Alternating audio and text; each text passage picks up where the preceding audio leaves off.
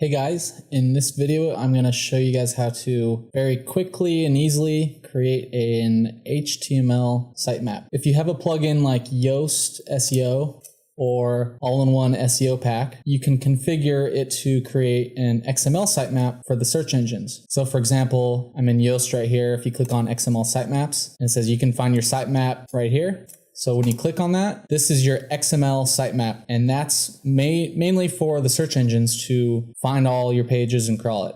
However, it's also nice to have an HTML sitemap where users can search through your whole website very easily, and it's also good for the search engines as well. So it's good for SEO purposes to have both an XML sitemap like Yoast has, but it's also good for the search engines to have an HTML sitemap. But again, it's also beneficial for the users. And usually you'll put your HTML sitemap somewhere in the footer. So you can create an HTML sitemap just by manually creating it in WordPress. However, that's going to obviously take a long time to do because you have to compile all your posts and pages on one page where you have a link on each one pointed to each page and each post. So I'm going to show you how to quickly and easily create one with a plugin. So I'm going to go to plugins, add new, and the one that I like, it's called WP SEO HTML sitemap.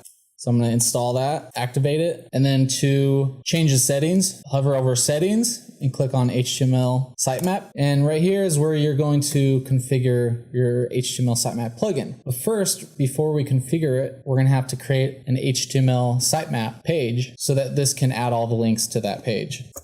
So I'm just going to create a new page. Go to pages, add new. I'm going to name it sitemap, publish it. Now once it's published, let's go back to settings, SEO, HTML sitemap. So now we're going to click sitemap page, choose your sitemap page, and click on your sitemap page that you just created. And you could choose whatever other settings you like on here. I just keep it on location on the page. I just keep it after pages content. Number of columns, I just keep it at 1 or 2.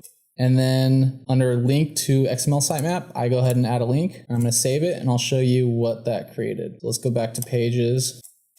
I click on the sitemap page. I'm going to view it.